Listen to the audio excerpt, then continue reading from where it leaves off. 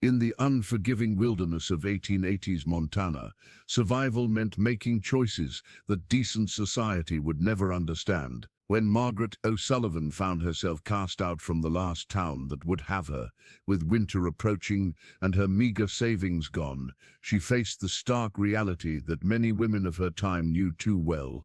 Without family or fortune, the frontier offered little mercy. Miles away in a cabin carved from the mountainside, Thomas Brennan lived in the kind of solitude that either breaks a man or teaches him what truly matters. He had chosen isolation after losing everything that once gave his life meaning, but loneliness has a way of wearing down even the strongest walls. When their paths crossed on a bitter October morning, neither expected that desperation and compassion could forge something as enduring as the mountains themselves. But can two broken souls really build a family from nothing but necessity? Before we jump back in, tell us where you're tuning in from. And if this story touches you, make sure you're subscribed, because tomorrow I've saved something extra special for you. The worn leather Bible clutched against Margaret's chest had belonged to her mother, and now it represented everything she had left in this world. 3 days of walking had worn her boots thin, and the October wind cut through her threadbare shawl like it was made of cotton rather than wool. She had learned to ignore the gnawing hunger, but the weakness in her legs was harder to dismiss. Each step on the rocky mountain path reminded her of how far she had fallen from the respectable widow she had once been. Margaret O'Sullivan had not always been a woman without prospects. 2 years ago, she had run a modest seamstress shop in Billings, taking in alterations and crafting wedding dresses for the daughters of merchants. Her husband Patrick's death in a mining accident had been sudden, but she had managed for a time. The real trouble began when the new railroad brought cheaper goods from back east, and her careful stitches could not compete with factory-made clothing. The loss of her shop had been bearable. The loss of her small house when she could not pay the mortgage had been painful but not devastating. It was the loss of her reputation that had truly destroyed her. When Mrs. Henderson accused her of carrying on with her husband, the whispers began. When the bank president's wife suggested she might be entertaining men in her rented room for money, the whispers became shouts. Truth mattered little when a woman stood alone against the collective judgment of a small town. Miles above her struggling path, Thomas Brennan split firewood with the methodical precision of a man who had learned that routine could hold back the darker thoughts. Each swing of the axe was measured, each stack of split logs perfectly aligned. In the wooden box beneath his bed lay a tarnished Civil War medal, a piece of metal that once meant honor and service, but now felt like a weight he could not bear to look upon. The war had taken more from Thomas than just the years between 18 and 22. It had taken his ability to sleep peacefully, his trust in the goodness of men, and eventually his belief that he deserved the kind of happiness other people seemed to find so easily. When he returned to Montana Territory, he had tried to build a normal life. He had married sweet Sarah Morrison, built a small ranch, and for 3 precious years he had almost convinced himself that the screams from Shiloh and Antietam were just bad dreams. Then the fever came. First it took little James, barely 2 years old, with his father's dark hair and his mother's gentle eyes.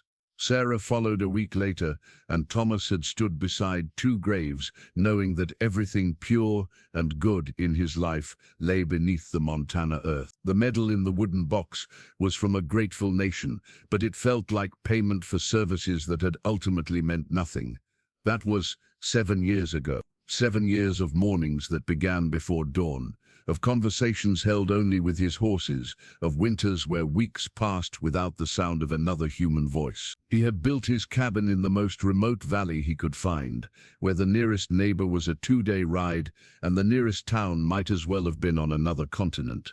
The solitude had been a blessing at first. No one to ask how he was feeling, no one to offer sympathy that felt like salt in wounds that refused to heal. He chopped wood, hunted for meat, grew vegetables in the brief summer season, and tried to forget that there had ever been a time when he woke up each morning grateful to be alive. But loneliness, Thomas had discovered, was like a slow-acting poison.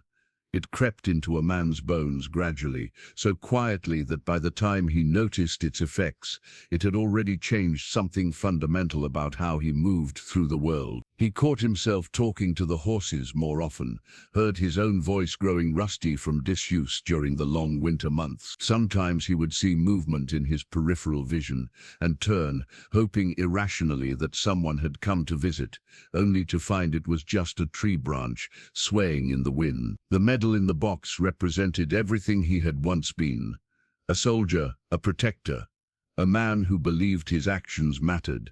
Now it felt like evidence of a different person entirely, someone whose courage had been spent long ago on battles that seemed increasingly pointless as the years passed. He had fought for his country, returned home to build a life, and lost everything that made that life worth waiting.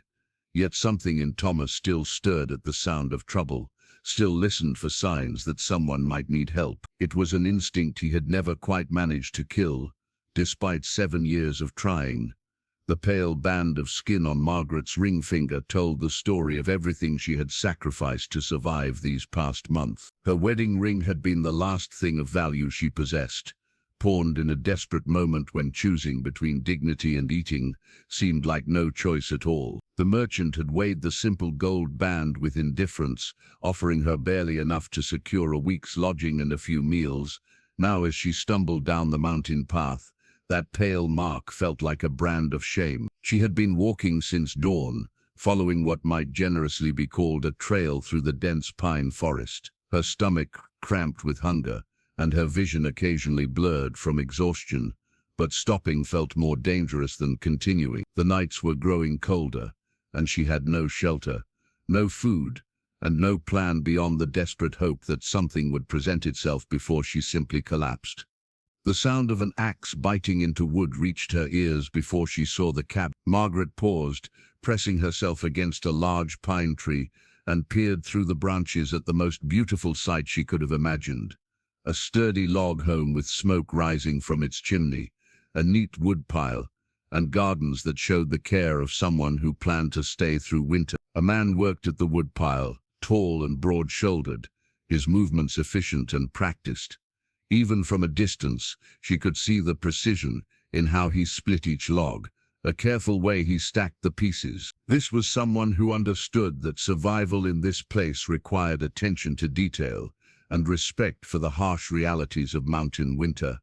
Thomas sensed her presence before he saw her, that old soldier's instinct for being watched. He straightened slowly, his hand moving instinctively toward the rifle that leaned against the cabin wall.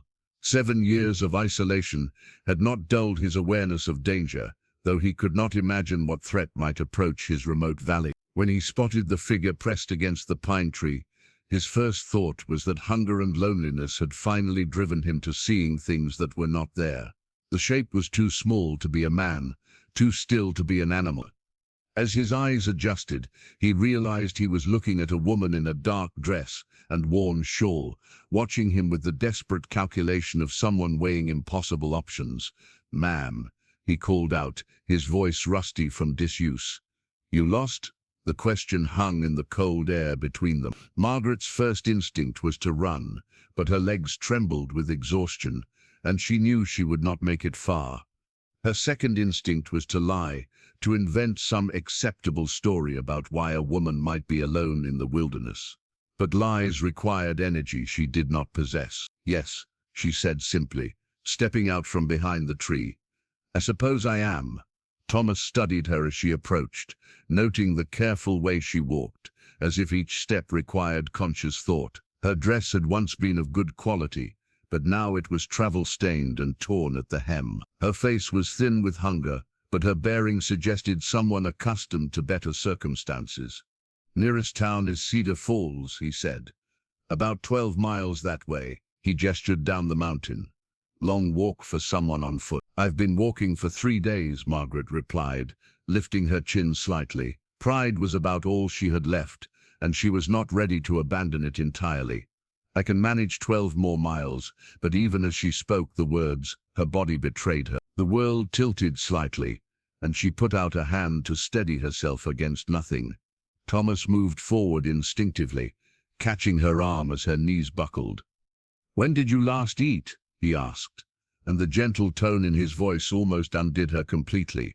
"Yesterday morning," she lied. It had been longer, but admitting to 2 days without food felt like acknowledging a failure too profound to speak aloud. Thomas looked down at this woman who had appeared in his valley like something out of a fever dream, noting the proud set of her shoulders, despite her obvious weakness, the way she met his eyes even as she swayed with exhaustion. He had spent 7 years avoiding exactly this kind of complication, the messy business of other people's troubles. "You should come inside," he heard himself say. "Get warm, have something to eat before you head down to town." Margaret's eyes searched his face, looking for signs of the danger that decent women were taught to fear from strange men in isolated places, but she saw only concern and a bone-deep weariness that matched her own. "That's very kind," she said carefully. "I wouldn't want to impose." The hand-carved wooden spoon resting beside Thomas's simple bowl represented his first attempt in years at making something beautiful rather than merely functional. He had carved it during the long evenings of the previous winter, when the silence in his cabin had grown so profound that even the crackling of the fire seemed like conversation. Now, as he ladled stew into a second bowl for his unexpected guest, the spoon felt like evidence of a foolish sentimentality he thought he had abandoned. Margaret sat at his rough-hewn table, her hands wrapped around a cup of coffee that had gone cold while she stared into its dark surface. The warmth of the cabin had brought color back to her cheeks, but it had also highlighted the hollow places beneath her eyes, the way her dress hung loose on a frame that had once been fuller. She had eaten the stew he offered with careful restraint, as if abundance might disappear if she acknowledged it too eagerly. "The arrangement would be temporary," Thomas said, the words coming out more abruptly than he intended. He had been thinking about the problem while she ate, the way a man might work through the logistics of any other practical challenge. "Winter's coming early this year. Weather like this in October means we could see snow within the week." Margaret set down her coffee cup, studying his weathered face. "What kind of arrangement? You need shelter." "I need," he paused, searching for words that would not sound either desperate or improper. "Help with the domestic work, cooking, mending, that sort of thing. Place like this, it's more work than one person ought to handle alone." The lie came easily, though Thomas was not entirely certain it was a lie. He had managed alone for 7 years, but perhaps managed was too generous a word for the way he had merely survived, keeping himself alive through habit and stubborn refusal to surrender. The thought of another person moving through his carefully ordered space made his chest tighten with anxiety, but the alternative, sending this woman back into the wilderness to face winter alone, felt like a cruelty he could not commit. "I don't have money to pay for room and board," Margaret said quietly. The admission cost her something. He could see it in the way her shoulders drew inward, the slight tremor in her voice. "Not talking about money, talking about work." Thomas stood and walked to the window, looking out at the mountains that had been his only companions for so long. "You can cook, I can cook, so. I was a seamstress." She said it with a pride that had not yet been completely worn away by circumstances. "Then you can earn your keep." Margaret was quiet for a long moment, and when Thomas turned from the window, he saw her staring at the wooden spoon again. Something in her expression suggested she understood what it represented, the evidence of a man who had carved beauty into ordinary things, because the alternative was to forget that beauty existed at all. There would need to be proprieties observed, she said finally. "I won't have people saying, 'No people up here to say anything,'" Thomas replied. "Nearest neighbor is 2 days' ride." "Even so," he nodded, understanding. A woman's reputation was often all that stood between respectability and ruin, and Margaret had clearly lost enough already, without adding to her troubles.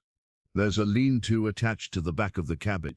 Was going to use it for storage, but I could build it out, make it proper sleeping quarters. Put in a stove, make it comfortable." The lean-to was barely large enough for storage, let alone human habitation, but Margaret had slept in worse places during her 3 days in the wilderness. The prospect of any shelter that did not involve sleeping on cold ground felt like luxury beyond imagining. "Why?" she asked. "Why help me?" Thomas was quiet for so long that Margaret thought he might not answer. When he finally spoke, his voice was barely above a whisper. "Been alone a long time.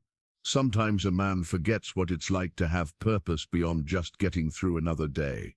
The honesty in those words created a silence that felt different from the loneliness that had filled the cabin for years. It was the silence of two people recognizing something in each other, something that had nothing to do with convenience or necessity, and everything to do with the simple human need to matter to someone else, even in the smallest ways. "I'll work hard," Margaret said. "I won't be a burden." "I know," Thomas replied, though he wondered if either of them truly understood what they were agreeing to. The letter from the bank arrived on a Tuesday morning in November, carried by a rider who looked as surprised as Thomas felt to find another person living in the remote valley. Margaret watched from the doorway of her newly constructed quarters as Thomas signed for the official-looking envelope, noting how his shoulders tensed the moment he saw the return address. She had been living on his property for 3 weeks now, long enough to establish routines that felt almost natural. She rose before dawn to start coffee and prepare breakfast, spent her days mending his clothes and organizing the chaos that 7 years of bachelor living had created, and retired each evening to her small but comfortable room with its own wood stove and carefully crafted furniture that Thomas had built with surprising skill. The arrangement had worked better than either of them had dared hope. Margaret's presence had brought an efficiency to the domestic operations that Thomas had not realized he was missing, while her need for purposeful work had given structure to days that had previously been marked only by the completion of necessary chores. They spoke little during meals, but it was a companionable silence rather than the oppressive quiet that had characterized Thomas's solitary years. Now, watching him stare at the unopened letter with the expression of a man facing a firing squad, Margaret felt a familiar knot of anxiety form in her stomach. She had learned to recognize the signs of trouble approaching, the way a person's whole demeanor could change when bad news arrived in official envelopes. "Thomas," she called softly. "Everything all right?" He looked up at her as if he had forgotten she was there, and she saw something she had never seen before in his steady gray eyes. Fear, not the cautious wariness he had shown when she first appeared, but the deep, bone-level fear of a man who realized he was about to lose everything that mattered. "Bank letter," he said, holding up the envelope like evidence in a trial. "Nothing good ever comes in bank letters." Margaret approached slowly, the way she might approach a wounded animal. "Would you like me to read it?" Thomas almost smiled at that. Can't hide from bad news by having someone else read it first. He tore open the envelope with hands that trembled slightly, unfolded the single sheet of official stationery, and read in silence while Margaret waited. She watched his face go through a series of expressions: confusion, disbelief, and finally a resignation so complete it made her chest ache in sympathy. "Foreclosure," he said simply. 3 months behind on payments. They want the full amount by January 1st, or they take the property. Margaret felt the ground shift beneath her feet, though she was standing perfectly still. In the 3 weeks since she had begun to hope that this arrangement might become permanent, she had allowed herself to imagine a future that now crumbled like frost in sunlight. "How much?" she asked. $800.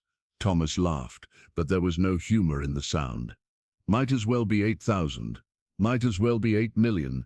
Margaret had known that Thomas lived simply, but she had assumed it was by choice rather than necessity. The cabin was well built and comfortable, the land was productive, and he seemed knowledgeable about farming and husbandry.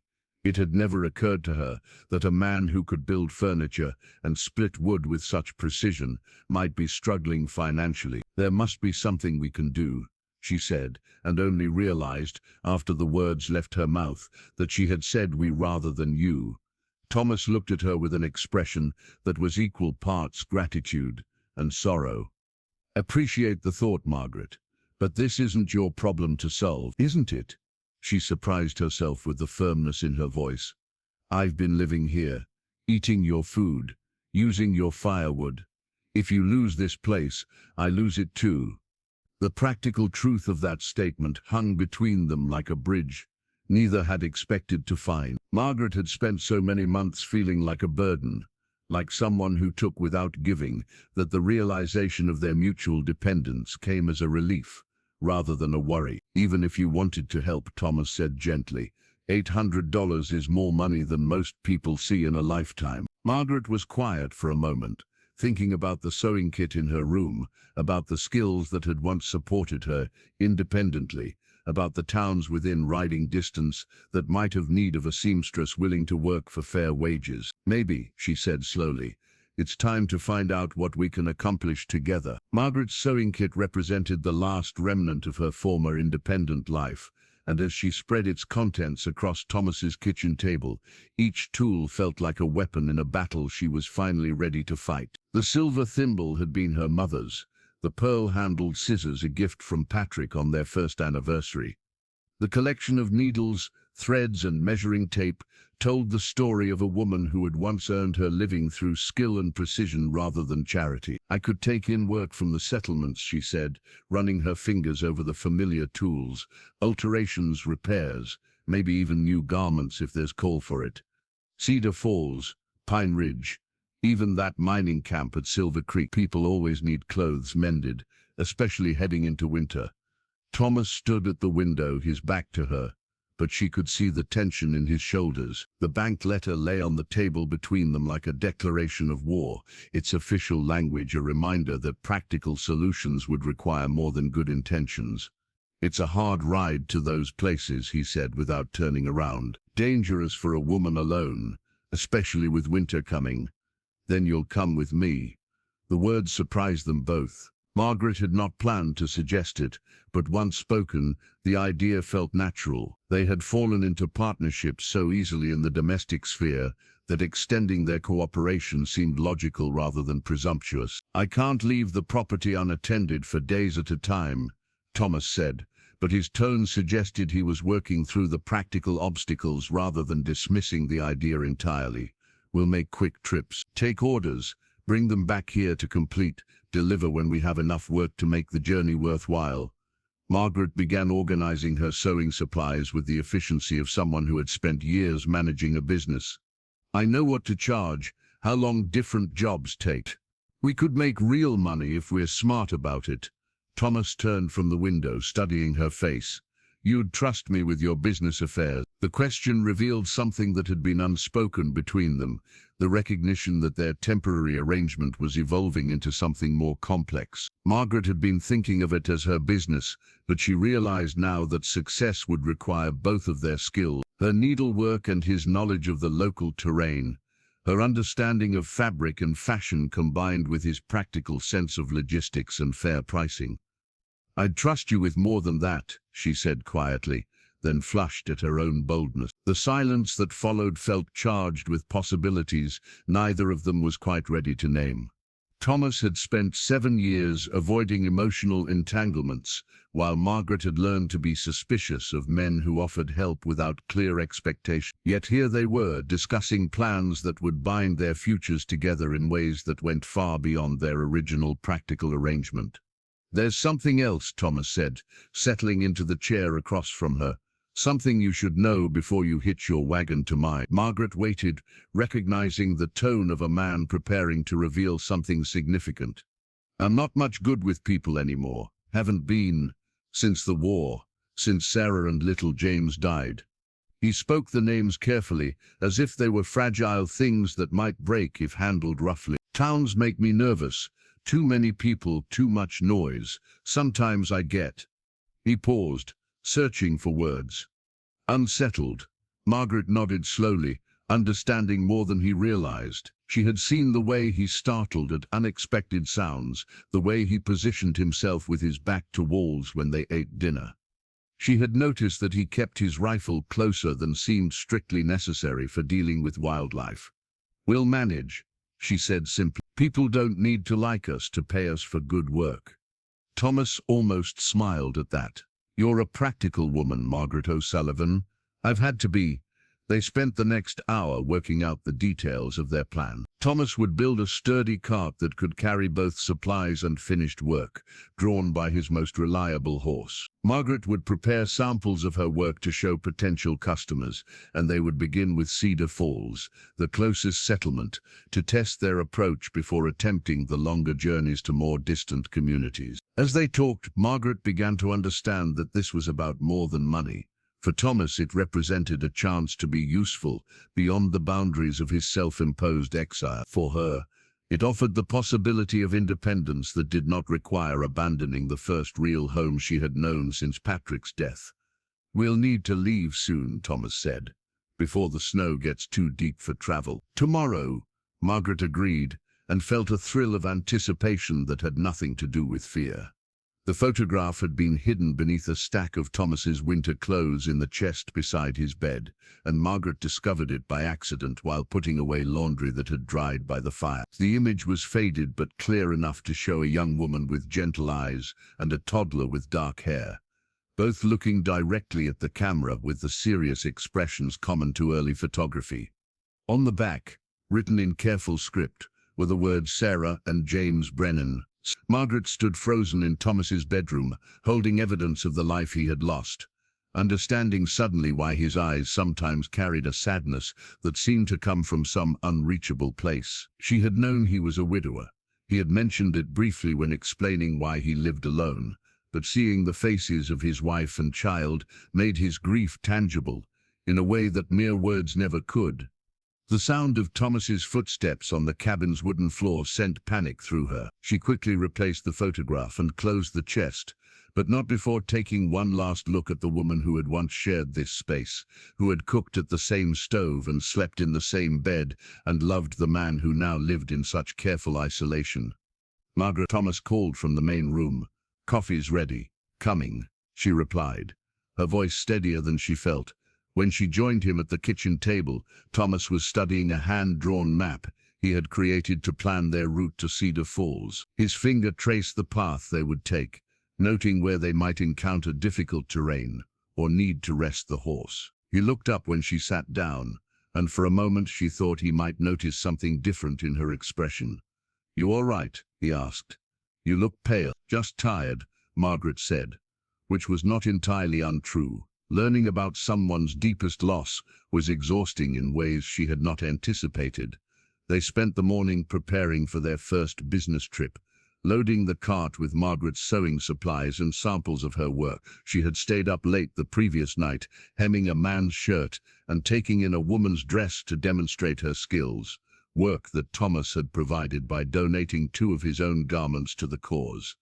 As they worked together, Margaret found herself studying Thomas with new awareness. She noticed how gently he handled her sewing basket, the careful way he arranged her fabric samples to prevent wrinkles. She saw how he double-checked the cart's hitching and tested the wheels, the methodical attention to detail of someone who had learned that small oversights could lead to large disasters. "Thomas," she said, as they loaded the last of their supplies, "can I ask you something?" He paused in securing a tarp over their goods. "Course. When did you lose them? Your wife and child?" The question hung in the air between them like something physical. Thomas's hands stilled on the rope he was tying, and Margaret saw his jaw tighten in a way that suggested she had touched on something he rarely discussed. 7 years ago," he said finally. "Fever came through in late winter. Took little James first, then Sarah 3 days later." "I'm sorry," Margaret said, and meant it in a way that went beyond polite condolence. She understood something about loss, about the way it could hollow out the places where happiness used to live. Appreciate that. Thomas resumed his work with the tarp, but his movements were more deliberate now, as if he were concentrating on each action to avoid thinking about something else. Sometimes a man thinks he's done grieving, then something reminds him, and it all comes back fresh. Margaret nodded, thinking about Patrick's death, about how the smell of tobacco or the sound of men laughing could still transport her back to the moment when the mine foreman knocked on her door with his hat in his hands and sorrow in his eyes. "The grieving never really stops," she said quietly. "It just changes shape." Thomas looked at her with an expression of surprise, as if he had not expected to find such understanding in another person. "Yes," he said simply.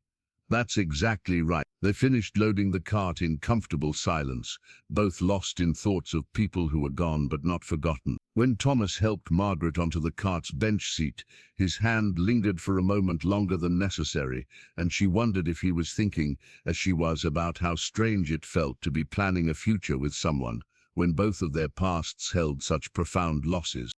As they set out down the mountain path toward Cedar Falls, Margaret realized that their partnership was built on more than mutual need or practical convenience. It was founded on the shared understanding that sometimes the only way to heal from one kind of love was to risk finding another. The compass had belonged to Margaret's grandfather, passed down through generations of O'Sullivan men who had used it to navigate both literal and metaphorical journeys across unfamiliar terrain. Now it sat in her palm as she and Thomas made their way down the mountain toward Cedar Falls, its brass surface worn smooth by decades of handling, its needle pointing steadily north, despite the uncertainty of everything else in her life. Their first venture into town as business partners had begun well enough. Thomas had managed his discomfort with crowds by positioning their cart at the edge of the main street, where he could keep his back to a building and maintain clear sight lines in all directions. Margaret had displayed her samples of needlework on a clean cloth, and within an hour she had attracted the attention of several women who needed alterations or repairs. Mrs. Patterson wanted her late husband's coat taken in for her teenage son. Miss Hen needed help with a wedding dress for her daughter. Old Mr. Kowalski brought a torn work shirt that his arthritic hands could no longer mend properly. Each customer represented not just income, but validation that Margaret's skills remained valuable, despite the circumstances that had brought her to this remote valley. The trouble began when Deputy Marshal Crawford approached their cart with the swagger of a man who enjoyed exercising authority over people who could not fight back. Margaret had been explaining to Miss Chen how she could adjust the wedding dress for a better fit when the deputy's shadow fell across their makeshift workplace. "You folks have a permit to conduct business in Cedar Falls?" Crawford asked, his tone suggesting he already knew the answer. Margaret felt Thomas stiffen beside her, saw his hand move instinctively toward his rifle before he caught himself and forced his arm back to his side. She had learned to read the subtle signs of his discomfort, the tightening around his eyes, the way his breathing became more controlled, the careful stillness that replaced his usual easy movements. "Wasn't aware we needed one for taking in sewing," Margaret replied, keeping her voice level. "Just helping folks with mending work, law's the law," Crawford said, enjoying the attention he was drawing from passers-by. "Can't have every drifter setting up shop without proper documentation. Bad for the established business." Margaret glanced around the street, noting that Cedar Falls boasted exactly one general store and a small saloon. The idea that her sewing services posed a threat to established commerce seemed absurd, but she recognized the particular cruelty of men who used official authority to torment people with fewer resources. "How much for a permit?" she asked, though she suspected the answer would be designed to discourage rather than accommodate. $5, plus a $2 processing fee, plus you need a character reference from 2 local business owners. Crawford smiled with the satisfaction of someone who had just erected an insurmountable barrier. Of course, getting those references might be difficult, seeing as how nobody knows who you are or where you came from. Margaret felt the compass grow warm in her palm, its steady weight a reminder of all the O'Sullivan men who had faced challenges with dignity and determination. Her grandfather had crossed an ocean to build a new life. Her father had homesteaded in territory where survival required both courage and ingenuity. She would not be intimidated by a small-town official who mistook petty power for actual authority. "We'll manage," she said calmly. "Thank you for the information." Crawford seemed disappointed by her lack of distress. He had clearly expected tears or anger, some reaction that would justify his harassment. Instead, he found himself facing a woman who treated his obstruction as merely another problem to be solved. Thomas had remained silent throughout the exchange, but Margaret could feel the tension radiating from him like heat from a forge. When Crawford finally moved on to torment someone else, Thomas began packing their supplies with movements that were too quick and too sharp. "We should go," he said quietly. Margaret looked at the women who had been waiting to discuss their sewing needs, saw the sympathy in their faces mixed with the relief that they were not the targets of Crawford's attention. She understood that lying would only create more trouble for everyone involved. "We'll be back," she told Mrs. Chen, pressing the compass into her palm for luck. "Next week, with proper paperwork." As they drove out of town, Margaret noticed how Thomas's hands gripped the reins more tightly than necessary, how his eyes kept moving from one potential threat to another. She realized that his discomfort in town had less to do with crowds than with the vulnerability that came from being unable to control all the variables, all the ways that other people could disrupt the careful equilibrium he had built around his solitary life. "I'm sorry," she said. "I should have found out about permits before we came." Thomas shook his head. "Not your fault. Some men just enjoy making life hard for folks who can't fight back." The half-finished quilt spread across Margaret's small bed represented more hope than she had dared to nurture in months. Each carefully stitched square told a story of permanence, of believing that she might have a home long enough to complete such an ambitious project. The pattern was called Wedding Ring, though Margaret tried not to think too much about the symbolism as she worked on it by lamplight each evening. December had arrived with a vengeance, bringing snow that piled against the cabin walls and winds that howled through the mountain passes with voices that sounded almost human. The weather had made travel to town impossible for 2 weeks, but Margaret had used the enforced isolation productively, working on the orders they had managed to secure before winter locked them in the valley. Thomas had surprised her by taking an interest in her needlework, asking questions about different stitches and watching with fascination as she transformed damaged garments into items that looked better than new. In return, she had begun helping him with small carpentry projects, holding boards while he measured and cut, learning to appreciate the satisfaction of creating something functional and beautiful with her hands. "You're getting good at that," Thomas said, watching her use a plane to smooth a rough edge on the cabinet he was building for her. Sewing supplies. They had fallen into the habit of working together in the main room during the long winter evenings, the warmth of shared purpose more comforting than the heat from the fire. "Good teacher," Margaret replied, though she suspected his patience with her clumsy efforts had more to do with enjoying the company than any particular aptitude she showed for woodworking. They had been living in the same small space for 2 months now, and Margaret had begun to notice things about Thomas that suggested depths beyond his careful solitude. He hummed sometimes while he worked, old songs that might have been from the war or from before. He had carved small decorative elements into purely functional items, flowers on a cutting board, leaves along the edge of a shelf. He had a habit of checking the locks on doors and windows multiple times each night, but he did it quietly, probably thinking she did not notice. "Margaret," Thomas said, setting down his tools and turning to face her fully, "I need to ask you something." The seriousness in his tone made her pause in her planning. Over the weeks, they had developed an easy rhythm of conversation, but this felt different, more consequential. "When spring comes," he continued, "and we can travel to town again, what do you want? I mean, long term. Do you see yourself staying here permanent-like, or are you thinking about moving on once you've saved enough money?" The question hung between them like a challenge. Margaret realized she had been avoiding thinking about the future beyond their immediate need. It earned money for the bank payment. The idea of leaving the valley had begun to feel not just impractical, but wrong, like abandoning something precious before discovering its full value. "I don't know," she said honestly.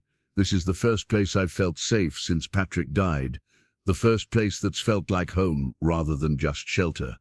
Thomas nodded slowly. "Feel the same way. Didn't expect it, having someone else here, but it's been..." He paused, clearly struggling with words. "Good. It's been good." Margaret set down her tools and moved to the window, looking out at the snow-covered landscape that had become as familiar as her own reflection. "Are you asking because you want me to stay, or because you want me to go?" "Want you to stay," Thomas said without hesitation, "but not because you feel obligated. or because you don't have other choices. Want you to stay because you want to be here."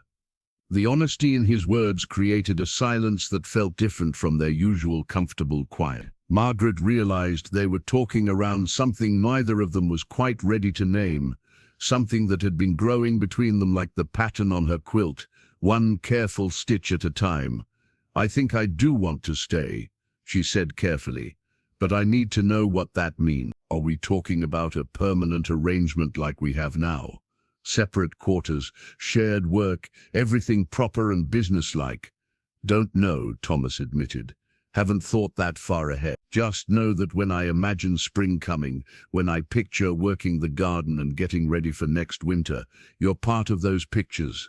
Margaret turned from the window to study his face, seeing vulnerability there that he rarely showed. She understood that they were both taking risks in this conversation, admitting to feelings that could complicate everything if not handled carefully. "Then let's see what spring brings," she said finally. "Let's get through winter, earn the money we need, and then decide what comes next when we have more choices available." Thomas's woodworking tools had been gathering dust for 7 years, abandoned after he lost the motivation to create anything beyond the bare necessities of survival. Now they lay spread across his workbench like old friends, returning from a long journey, their familiar weight in his hands, awakening skills he thought he had forgotten. The current project, a proper wardrobe for Margaret's small room, represented the first furniture he had built with beauty, rather than mere function as the primary goal. The February thaw had lasted long enough for them to make 2 successful trips to Cedar Falls, armed with the proper permits that had cost nearly a month's earnings, but opened doors that Deputy Crawford had tried to keep closed. Word of Margaret's skill with needle and thread had spread beyond the town limits, bringing customers from as far away as of mining settlements in the eastern valleys. They now had a steady stream of work that would easily cover the bank payment, assuming they could maintain the pace through spring. "Hand me that chisel," Thomas said, gesturing toward the smaller of his carving tools. Margaret had taken to joining him in the workshop during the evenings, initially just to keep him company, but increasingly to help with the simpler tasks. She had proven surprisingly adept at sanding and finishing, work that required patience and attention to detail rather than strength. "The flowers are beautiful," she said, running her finger along the rose pattern he was carving into the wardrobe's door panels. "Where did you learn to do work like this?" "My father," Thomas replied, pausing in his carving to clean wood shavings from the chisel's blade. "He was a cabinet maker back in Ohio before we came west. Taught me that anything worth building was worth building right." Margaret had learned to recognize the rare moments when Thomas volunteered information about his past, and she treasured them like small gifts. His childhood seemed to have been happy, full of the kinds of memories that made his current isolation seem even more tragic. "What made you stop?" she asked gently. "After Sarah and James, I mean." Thomas was quiet for so long that Margaret thought he might not answer. When he finally spoke, his voice carried a weight that suggested this was not a subject he had ever discussed with another person. "Seemed pointless," he said simply. "Making beautiful things for a world that could take away everything you cared about without warning. Easier to just build what you needed to get by." Margaret understood that logic in a way that went beyond intellectual comprehension. After Patrick's death, she had stopped baking bread with the special braided pattern he loved, stopped arranging flowers in the kitchen window, stopped doing any of the small things that made a house feel like a home, rather than just a place to sleep and eat. "But you're making beautiful things now," she pointed out. Thomas looked up from his work, studying her face with an intensity that made her suddenly aware of how close they were standing, how the lamplight caught the gray in his hair, and emphasized the lines around his eyes that spoke of years spent squinting into mountain distances. "Making them for you," he said quietly. The words hung in the air between them like a bridge.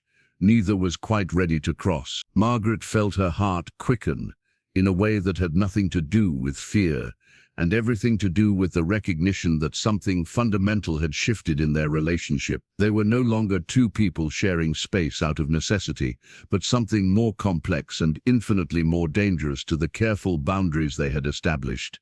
"Thomas," she began, but he held up a hand to stop her. "Don't need to say anything," he said, returning his attention to the carving with perhaps more focus than it required. "Just wanted you to know. Seemed important that you know." Margaret watched him work in silence, noting the sure movements of his hands, the way he handled the tools with the confidence of someone who had been creating beautiful things since childhood. She thought about the wardrobe taking shape under his careful attention, about how it would stand in her room for years to come. A testament to the winter when two lonely people discovered that building something together was infinitely more satisfying than simply surviving alone. "It is important," she said finally, "that I know. I mean, it's very important." Thomas glanced up at her, and for a moment she saw past the careful control he maintained to the man underneath, someone who had learned to expect loss but was brave enough to risk caring again anyway. "Good," he said, and returned to his carving, with something that might have been a smile tugging at the corner of his mouth. The deed to the adjacent property arrived in the mail on the same day that Margaret received her largest sewing order yet, 12 uniforms for the new schoolteacher and her pupils in Pine Ridge. Thomas spread the legal document across the kitchen table while Margaret counted the advance payment, both of them staring at opportunities that seemed too good to be true. "Widow Henderson is asking $600, Thomas said, running his finger along the property lines marked on the deed. 40 acres of good land, creek running right through the middle, timber enough to last a lifetime. Her late husband cleared about 10 acres for farming before he passed." Margaret looked up from her counting. The money from their winter's work had grown to nearly $400, enough to satisfy the bank with some left over for improvements and supplies. The idea of expanding their holdings, of truly establishing themselves as permanent residents of the valley, felt both thrilling and terrifying. "That would take everything we've saved, plus more than we have," she said practically, though her heart was already racing with possibilities. "Not necessarily." Thomas picked up a pencil and began making calculations on the back of an old envelope. "Henderson needs the money now because she's moving to California to live with her daughter. But she's willing to take $200 down and the rest in payments over 2 years.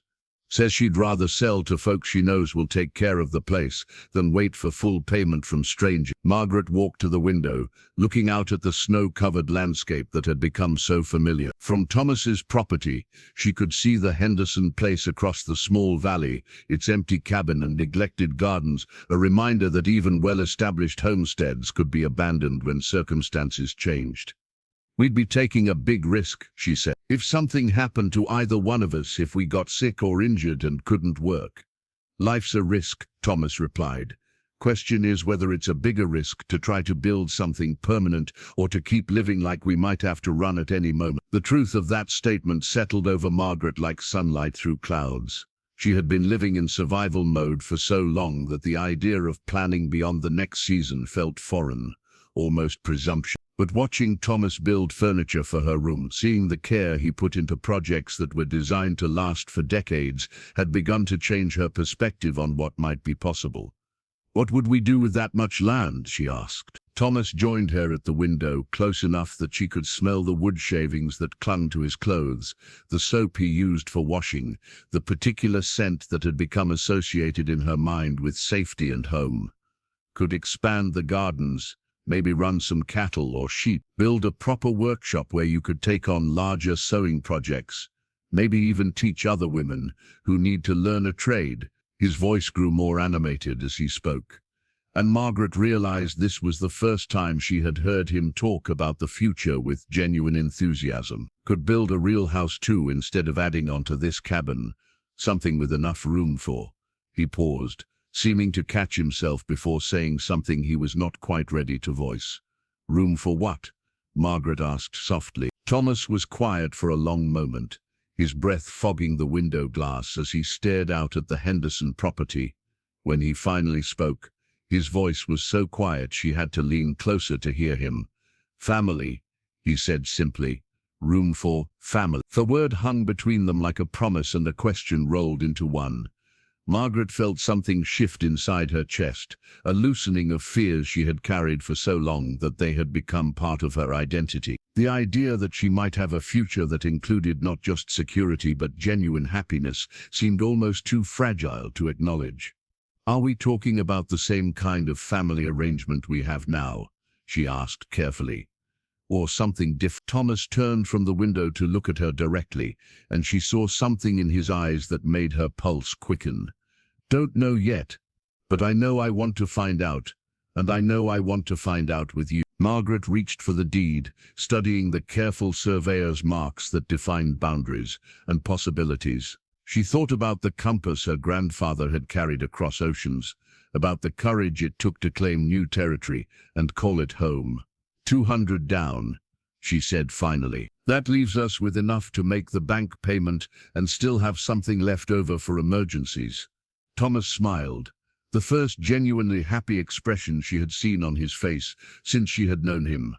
So we're doing this, Margaret confirmed, and felt like she was stepping across a threshold into a life she had not dared to imagine. The handwritten recipe book had been Margaret's mother's most treasured possession, filled with instructions for everything from simple bread to elaborate holiday feasts. Margaret had guarded it carefully through all her travels and misfortunes, but she had never shared it with another person until the evening when she found Thomas staring hopelessly at a failed attempt at making biscuits for their dinner. Here, she said, retrieving the small leather-bound book from her room. My mother's recipe for buttermilk biscuits. Never fails, even for men who think cooking is just throwing ingredients together and hoping for the best. Thomas accepted the book with the reverence usually reserved for religious texts, understanding instinctively that she was offering him something more valuable than culinary guidance. The pages were yellowed with age and stained with decades of kitchen accidents, each mark telling a story of family gatherings and daily meals prepared with love rather than mere necessity. Mary O'Sullivan's Irish soda bread, he read aloud from one page. Culcanon for St. Patrick's Day, Christmas pudding with hard sauce. He looked up at Margaret with something like wonder. These are your family's traditions, Margaret corrected gently. Haven't made most of these since Patrick died. Seemed pointless to cook elaborate meals for one person. They spent the evening making biscuits together, Thomas following the careful instructions while Margaret told him stories about her mother's kitchen, about the way the house had smelled during Christmas preparations, about the Sunday dinners that lasted for hours because no one wanted to leave the warm circle of family conversation. She sounds like she was a remarkable woman, Thomas said, cutting the dough with the careful precision Margaret's mother had taught her years ago. She was strong enough to raise 5 children and run a household on a laborer's wages.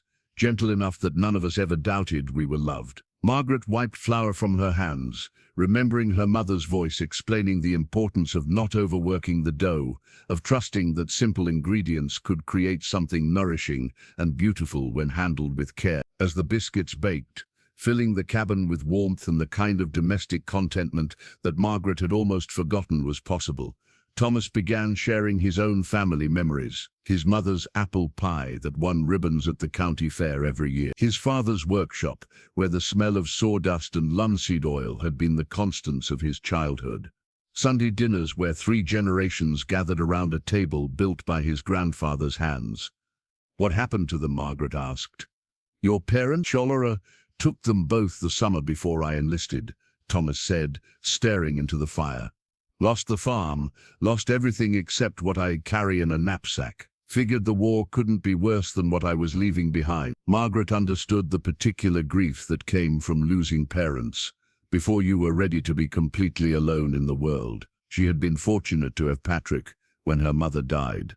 Someone to share the weight of memories and the responsibility of carrying family traditions forward. Thomas had faced that loss with the additional burden of war ahead of him, and no one to help shoulder the sorrow. Is that why you married Sarah so young? She asked gently, looking for family again. Thomas nodded slowly. Sarah was everything good that I remembered about home, kind and gentle and patient with a man who sometimes woke up in the night thinking he was still on a battlefield. His voice grew soft with remembered tenderness. She made me believe I could be the kind of man who deserved a peaceful life. The biscuits were golden brown when they came out of the oven, perfect in a way that seemed to validate both the recipe and the sharing of family history. As they ate dinner, Margaret found herself imagining what it might be like to create new traditions, to fill the empty spaces in both their histories with memories that belonged to them together. "Margaret," Thomas said, setting down his fork and looking at her with an expression that was both nervous and determined. "I need you to know that what I feel for you isn't just gratitude or loneliness or convenience." Margaret felt her heart skip in a way that had nothing to do with fear. "What is it then?" "Love," he said simply. "Don't know when it happened or how, but somewhere along the way, you stopped being someone I was helping and started being someone I couldn't imagine living without." The words created a silence that felt like the pause between lightning and thunder, full of potential energy waiting to be released. Margaret reached across the table to take his hand, feeling the calluses from years of hard work, the strength that had built furniture and split wood and carved beauty into ordinary things.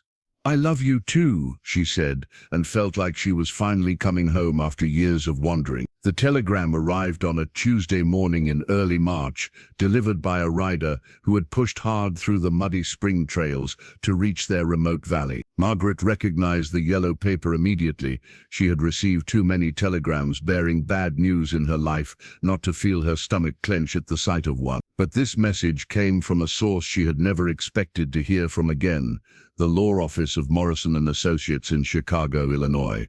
Thomas watched her face go pale as she read the message, saw her hands begin to tremble in a way that had nothing to do with the cool morning air. He moved closer, ready to offer whatever support she needed, but when she looked up at him, her expression held a confusion so profound that he felt a chill of premonition. "It's about Patrick," she said, her voice barely above a whisper. "My husband." She looked down at the telegram again, as if the words might have changed since she first read them. "They say he might still be alive." The words hit Thomas like a physical blow. In all the months Margaret had lived with him, through all their conversations about their pasts and their growing feelings for each other, the possibility that her husband might have survived the mining accident had never occurred to either of them. Patrick O'Sullivan had been buried in Margaret's heart as thoroughly as if she had seen his body lowered into the ground. "How is that possible?" Thomas asked, though part of him did not want to hear the answer. Margaret read directly from the telegram, her voice mechanical with shock. "Recent discovery of survivors from Copper Mountain Mine disaster. Stop. Records indicate Patrick O'Sullivan, among those rescued. Stop. Suffered severe injuries and memory loss. Stop. Currently residing at St. Mary's Hospital, Denver. Stop. Please contact immediately regarding legal status of marriage. Morrison Associates, attorneys at law." The silence that followed felt like the moment between a rock slide starting and the first boulder hitting the ground. Thomas understood immediately that everything they had built together, everything they had planned and hoped for, now balanced on the edge of a precipice that neither of them had seen coming. "Memory loss," Margaret repeated, as if testing the words to see if they made more sense the second time. "He's been alive for almost 3 years, and he doesn't remember who he is." Thomas moved to the window, staring out at the Henderson property that they had purchased just weeks ago with such hope and determination. The deed lay on the kitchen table beside the telegram. 2 pieces of paper that represented entirely different futures, both of which seemed equally impossible now. "What does this mean?" he asked, though he suspected he already knew. "It means I might still be married," Margaret said quietly. "It means everything we've planned. Everything we've felt for each other." She stopped, unable to finish the sentence. Thomas turned from the window to look at her, seeing the woman who had become the center of his world, who had taught him that it was possible to love again without diminishing the memory of what he had lost before. The idea of losing her felt like losing Sarah and James all over again, but with the added cruelty of knowing that this time the loss was not due to forces beyond human control, but to the return of a claim that predated his own. "You'll have to go to Denver," he said, his voice steady despite the chaos in his chest. "Find out what's true and what isn't." Margaret nodded, tears starting to flow down her cheeks. "Thomas, I don't know what to do. I don't know what I want to be true." The honesty of that admission hung between them like a confession. Margaret had loved Patrick once, had mourned him and built her identity around being his widow. But she had also found something with Thomas that felt entirely different, something that belonged to the person she had become rather than the person she had been. "You'll figure it out," Thomas said, moving to her and taking her hands in his. "Whatever you discover in Denver, whatever you decide, you'll figure it out because you're stronger than you know." Margaret looked up at him, memorizing his face as if she might never see it again. "What if he really is alive? What if I'm legally bound to a man I thought was dead? A man who doesn't even remember me?" "Then you'll deal with that too," Thomas said, though the words felt like ashes in his mouth. "But Margaret, whatever happens, whatever you discover about Patrick, know that what we've had together has been real. The love between us doesn't disappear just because the circumstances change." Margaret pressed her face against his chest, breathing in the scent of wood shavings and mountain air that had become synonymous with home and safety. She understood that they were facing the kind of test that either destroyed relationships or revealed their true foundation. The question was whether what they had built together was strong enough to survive the return of her past. The train ticket to Denver lay on Margaret's dresser like a door to another life, its stark black printing a reminder that some journeys could not be avoided, no matter how much they might cost. Thomas had insisted on paying for her passage, though they both knew it would take a significant portion of their carefully saved money. What neither of them spoke about was the possibility that she might need a return ticket for two people instead of one. Margaret packed her few belongings with the methodical precision of someone preparing for surgery, each item folded and placed with care that had nothing to do with efficiency and everything to do with avoiding the thoughts that crowded the edges of her consciousness. The recipe book went into her carpet bag first, followed by her sewing kit, the compass that had belonged to her grandfather, and the photograph of her and Patrick taken on their wedding day. An image she had not looked at in months, but now felt compelled to carry. Thomas worked in his shop with unusual intensity, the sound of hammer against wood echoing through the cabin like a heartbeat. Margaret knew he was building something, though she had not asked what. She suspected it was his way of keeping his hands busy, while his mind wrestled with possibilities too painful to examine directly. "The train leaves Cedar Falls at 2 o'clock tomorrow," Margaret said, joining him in the workshop. "I should be in Denver by Friday evening if the connections work out properly." Thomas paused in his hammering, looking up at her with eyes that held too many emotions to sort through cleanly. "Sent a telegram to Morrison and Associates. Told them you were coming. Asked them to arrange a meeting at the hospital for Saturday morning." Margaret nodded, grateful that he had thought of practical details that her own turmoil had overlooked. "Thank you." They stood in uncomfortable silence, both aware that this might be their last evening together, but neither wanting to acknowledge the possibility out loud. The workshop felt different with that knowledge hanging between them, less like a shared sanctuary and more like a place where someone was preparing to say goodbye. "Margaret," Thomas said finally, setting down his hammer and turning to face her fully, "I need you to promise me something." "What?" "Promise me you won't make any decisions based on what you think you owe anyone. Not Patrick, not me, not society's expectations about what a proper woman should do." His voice carried an urgency that made her step closer. "Promise me you'll decide based on what you actually want, what will actually make you happy." Margaret felt tears start to blur her vision. "What if I don't know what that is anymore?" "Then take time to figure it out. But don't sacrifice your happiness to avoid disappointing people." Thomas reached for her hands, holding them with the gentle firmness of someone trying to anchor her to something solid. "You've spent too many years letting other people's opinions determine your choices. Don't let my feelings or Patrick's needs or anyone else's expectations push you into a decision you'll regret." Margaret understood that he was trying to give her permission to choose Patrick, if that was what her conscience demanded, and the generosity of that gesture made her love him even more intensely. What if choosing happiness means hurting someone who doesn't deserve it? "Sometimes there's no choice that doesn't hurt someone," Thomas said quietly. "Sometimes you have to choose which hurt you can live with." They spent their last evening together working side by side in companionable silence, Thomas carving details into what she now realized was a jewelry box. Margaret finishing the hem on a dress she might never have occasion to wear. The ordinary domestic tasks felt precious in a way that made every moment seem both too long and too brief. When it came time to retire for the night, they stood outside the door to Margaret's room facing the same question that had been growing between them for weeks. Tonight felt different though, charged with the knowledge that everything might change by the time she returned from Denver. "Whatever happens," Margaret said, reaching up to touch his cheek, "I want you to know that loving you has been the best thing that's happened to me since Patrick died. Maybe the best thing that's ever happened to me." Thomas covered her hand with his own, turning his head to press a kiss against her palm. "If you decide to stay in Denver, if you decide that's where you belong, I'll understand. Won't like it, but I'll understand." Margaret stood on her toes to kiss him gently. A kiss that tasted like tears and promises, and the kind of love that comes along once in a lifetime if you're fortunate. When they separated, she saw her own heartbreak reflected in his eye. "I'll be back," she said, though they both knew she could not guarantee what version of herself would return, or whether the woman who came back would still be free to choose her own future. The wedding dress fabric lay folded in Margaret's trunk, ivory silk that she had been saving for a future that now seemed impossibly complicated. She had purchased the material months ago during one of their successful trips to town, imagining a simple ceremony in the valley, with Thomas perhaps in the spring when the wildflowers bloomed.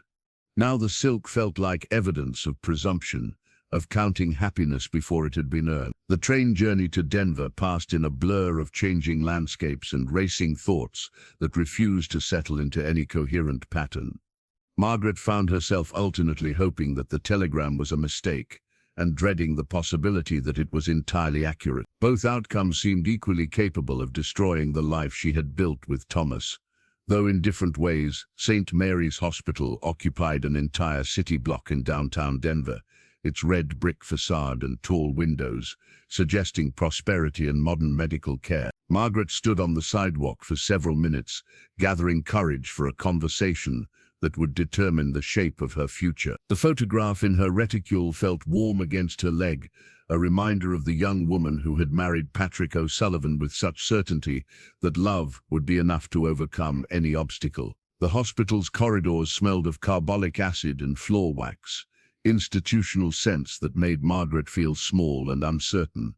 A young nun guided her to a room on the third floor, explaining quietly that Mr. O'Sullivan had good days and bad days, that his memory loss was extensive and unlikely to improve significantly with time.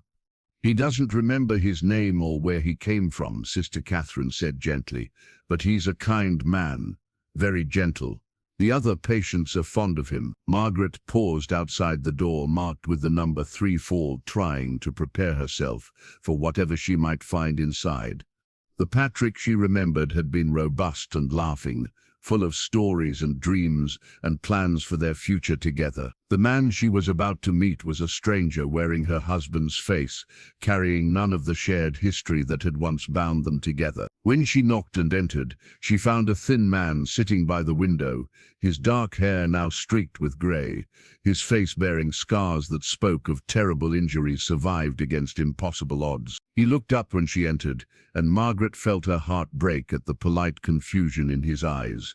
"Good afternoon," he said, his voice carrying the careful courtesy of someone who had learned to compensate for not knowing how he should respond to visitors. "I'm afraid I don't remember your name." "Patrick," Margaret said softly, moving closer but not daring to touch him. "I'm Margaret O'Sullivan. I was your wife." The word wife created a flicker of something in his expression, not recognition but perhaps a sense of significance he could not quite grasp. "Wife," he repeated, as if testing the word for familiar weight. "I'm sorry, I know I should remember you, but I don't remember anything from before the accident." Margaret studied his face, searching for traces of the man she had loved, the man whose loss had shaped her identity for 3 years. She found echoes in the set of his shoulders, in the way he tilted his head when thinking, but the essential Patrick, his humor, his dreams, his particular way of seeing the world, seemed to be gone as completely as if he had died in that mine collapse. "What do you remember?" she asked, settling into the chair beside his bed. "Waking up here, the sisters teaching me to read again, to write my name, learning to walk without falling down." Patrick smiled with the simple pleasure of someone for whom each small accomplishment represents a victory. They say I was unconscious for weeks after they brought me here. When I finally woke up, it was like being born again but in a grown man's body. Margaret spent 2 hours with him, sharing stories from their marriage, showing him their wedding photograph, describing the life they had planned together. Patrick listened with interest and kindness, but it was the attention of a stranger learning about people he had never met. The accident had not just taken his memories, it had fundamentally changed who he was, leaving behind someone gentle and grateful, but entirely different from the man she had married. "I wish I could remember," Patrick said as visiting hours drew to a close. "You seem like someone I would have been lucky to love." Margaret felt tears start to flow as she realized that the Patrick she had mourned was truly gone, that the man sitting beside her was someone entirely new who happened to inhabit her husband's body. The tragedy was not just that she had lost Patrick, but that this kind stranger had lost his entire identity in the process of surviving. Thomas's father's pocket watch had been the last gift his dying parent pressed into his hands, a brass timepiece worn smooth by generations of Brennan men who had carried it through their daily labors and most important moments. Now Thomas held it in his palm as Margaret's train pulled into the Cedar Falls station, its steady ticking a counterpoint to his own racing heart. He had decided during her week-long absence that she should have the watch regardless of what news she brought back from Denver, a token that would remind her of their time together even if circumstances forced them apart. Margaret stepped down from the passenger car with the careful movements of someone who had been traveling for days, her face pale with exhaustion and something deeper than physical fatigue. Thomas searched her expression for clues about what she had discovered, but her features revealed only the kind of weariness that comes from wrestling with impossible decisions. "How was your journey?" he asked, taking her carpet bag and helping her up onto the wagon seat. The question felt absurdly inadequate, given everything that hung between them, but neither seemed ready for more significant conversation while standing on the busy platform. "Long," Margaret replied simply, "very long." They rode through town in silence that felt different from their usual comfortable quiet.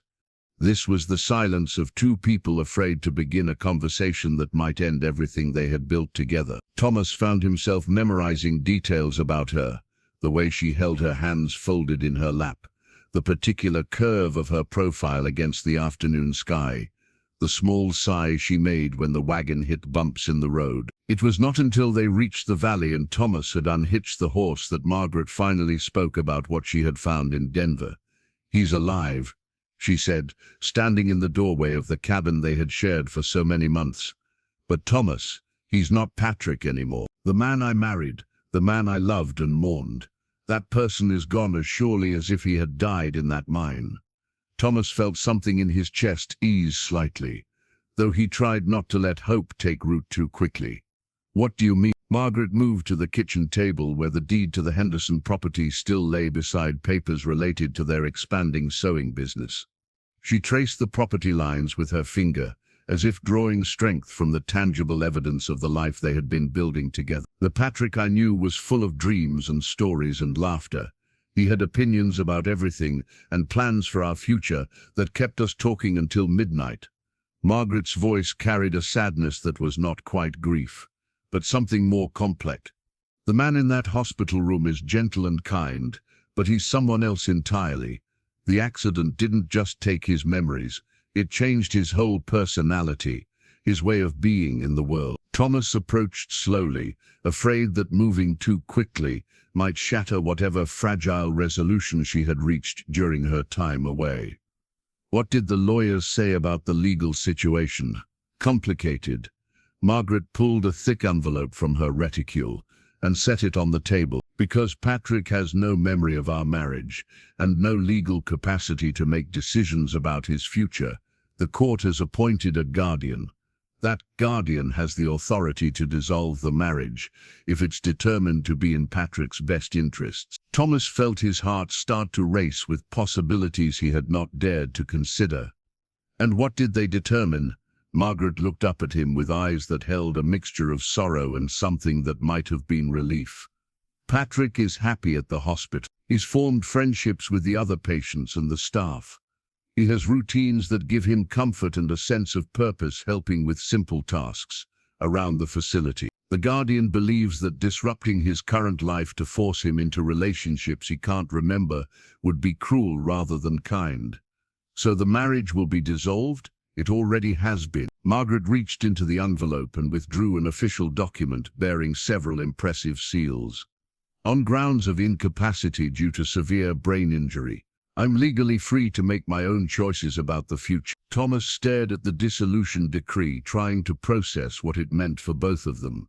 How do you feel about that? Margaret was quiet for a long moment, looking around the cabin that had become more of a home to her than any place she had ever lived. Sad for Patrick, for the man he used to be.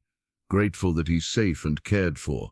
And she paused, meeting Thomas's eyes directly, ready to stop living in the past and start building something new. Thomas pulled the pocket watch from his vest, holding it out to her with hands that trembled slightly. I want you to have this. Whether you stay or go, I want you to have something that belonged to my family. Margaret accepted the watch, understanding that it represented more than a gift.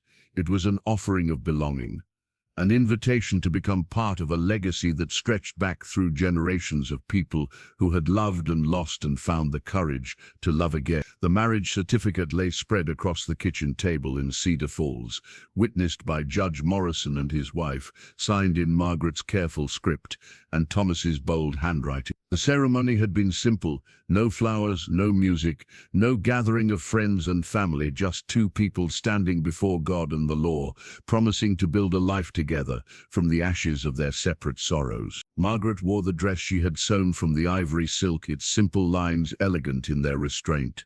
Thomas had traded his work clothes for the suit he had worn to church in his younger days, carefully brushed and pressed for the occasion. They had spoken their vows with quiet dignity, understanding that this moment represented not just a beginning but a conscious choice to trust in happiness despite everything they had learned about loss. The decision to marry had come to them gradually during Margaret's first week back from Denver. They had spent long evenings talking about what they wanted their future to look like, what kind of partnership they hoped to build. The conversation had been practical rather than romantic, discussions of shared work, property ownership, the legal protections that marriage would provide for both of them. But underneath the practical considerations ran a deeper current of recognition that what they felt for each other had grown beyond convenience or companionship into something that deserved the permanence that formal vows could provide. They had found in each other not just love, but the particular kind of love that comes to people who understand the value of what they have discovered together. Mrs. Brennan, Thomas said as they walked out of the courthouse into the bright April sunshine, testing the sound of her new name. Brennan, Margaret replied, and felt a happiness so complete it seemed almost dangerous to acknowledge. The ride back to their valley passed in comfortable conversation about plans for the expanding property, the sewing business that now had more orders than Margaret could handle alone, the possibility of teaching other women the skills that had saved her from destitution. They talked like people who assumed they would have decades to accomplish their goals, people who had stopped preparing for disaster and started building for permanence. Back at the cabin, Thomas carried Margaret over the threshold with ceremony that made them both laugh, understanding that the gesture was simultaneously traditional and completely unnecessary for a couple who had been sharing domestic responsibilities for months. But there was something satisfying about marking the transition from their careful courtship to their official partnership with rituals that connected them to generations of couples who had made similar promises. I have something for you, Thomas said once they were inside, producing a small wooden box carved with the same rose pattern he had used on her wardrobe. Margaret opened it to find a simple gold ring, clearly handmade, sized to fit her finger perfectly. When did you make this? You were in Denver. Figured we'd need rings if... He paused, suddenly uncertain. If you decided to stay. Margaret slipped the ring onto her finger, noting how it caught the afternoon light streaming through the kitchen window. The gold was warm against her skin, substantial enough to serve as a constant reminder of the promises they had made. It's beautiful, not fancy like store-bought jewelry, but it's solid, made from gold I panned from the creek that runs through our property. Thomas showed her his own ring, a matching band that bore the marks of careful handcraft. Figured it was fitting, making our wedding rings from gold we found on our own land. Margaret understood the symbolism. They were creating something precious from the raw materials of their shared life, transforming the ordinary elements of their daily existence into something that would endure. The rings represented not just their commitment to each other, but their faith in the life they were building together. As evening fell, they prepared dinner together in the kitchen that had become the heart of their shared domestic life. Every movement felt both familiar and newly significant, weighted with the knowledge that they were no longer partners by necessity but by choice, no longer temporary companions but permanent family. "Are you happy?" Thomas asked as they sat down to eat, the question carrying the vulnerability of someone who had learned not to take happiness for granted.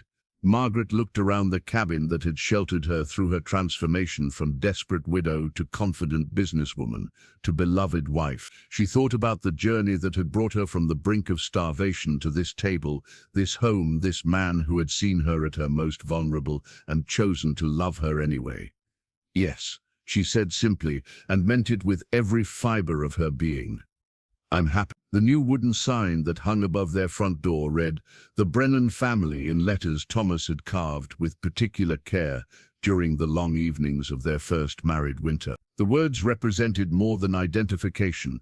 They declared to the world that this remote valley was home to people who belonged to each other, who had chosen to build something permanent in a place where survival had once seemed like the highest possible ambition. 2 years had passed since Margaret first stumbled into Thomas's valley, desperate and alone. Now she stood in the garden they had expanded across both properties, watching him teach their neighbor's son how to split wood properly, his patience infinite with the boy's clumsy effort. The sight filled her with contentment that ran deeper than happiness, a sense of rightness that came from knowing she was exactly where she belonged. Their sewing business had grown beyond anything Margaret had imagined possible. The workshop Thomas had built could accommodate 3 other women who came twice a week to learn advanced techniques and help with the larger orders that now arrived regularly from towns throughout the territory. Margaret had become something she had never expected to be, a teacher, someone who passed along skills that could provide other women with the independence she had fought so hard to achieve. The completed quilt now covered their marriage bed, its wedding ring pattern, a daily reminder of the journey that had brought them together. Margaret had finished it during the quiet evenings of their first winter as husband and wife, each stitch a meditation on the unexpected ways that broken lives could be mended into something stronger than what had come before. Miss Brennan called Sarah Chen, the young woman who had become Margaret's most dedicated student. "Could you look at this sleeve? I think I've got the proportions wrong." Margaret set down her own needlework to examine Sarah's progress on a dress for her sister's wedding. The girl had natural talent, but still struggled with the confidence to trust her own judgment about fit and design. "The proportions are fine," Margaret assured her. "You're learning to see problems that aren't there because you're getting better at recognizing what good work should look like." Thomas appeared in the doorway of the workshop, wood shavings in his hair from whatever project currently occupied his attention. "Ladies," he said with the formal courtesy he always used when addressing Margaret's students, "thought you might like some fresh coffee." The easy domesticity of the moment, Thomas serving coffee to his wife and her students, the afternoon light streaming through windows he had built, the sound of productive work filling space that had once echoed with loneliness, represented everything Margaret had not dared to hope for. During those dark months, when she had wandered from town to town looking for a place that would accept her.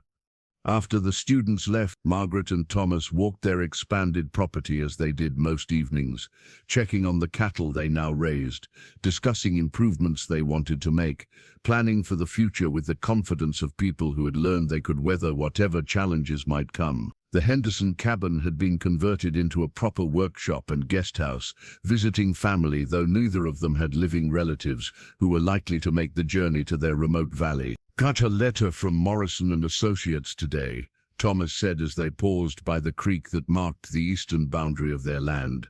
"Annual report on Patrick's condition." Margaret nodded, grateful that Thomas continued to handle correspondence related to her former husband's care. The lawyers sent updates twice a year, and the news was always the same. Patrick remained content in his supervised environment, his conditions stable but unchanged. He was cared for and comfortable, but he would never recover the memories or personality that had made him the man Margaret had once married. "He's well?" she asked, feeling the familiar mixture of sadness and relief that accompanied thoughts of Patrick. "Seems to still helping in the hospital garden, still has no memory of anything before the accident." Thomas took her hand as they turned back toward their own cabin. "The lawyers wanted to remind us that we can visit any time, but there's no pressure to maintain contact if it's too difficult." Margaret squeezed his hand, understanding that he was giving her permission to feel whatever she needed to feel about Patrick, without judgment. "I think about him sometimes, but not with sadness anymore. More like thinking about someone from a story I once read." As they approached their home, Margaret saw the valley spread before them in the golden light of evening, their expanded gardens, their growing herds, the workshop where she taught skills that could change women's lives, the cabin where two people had discovered that love could indeed be built from nothing more than mutual need and the courage to trust in tomorrow. "Thomas," she said, stopping to look up at the sign above their door, "do you ever regret it, taking in a stranger who showed up half dead on your doorstep?" Thomas smiled, the expression transforming his weathered features into something that still made her heart skip.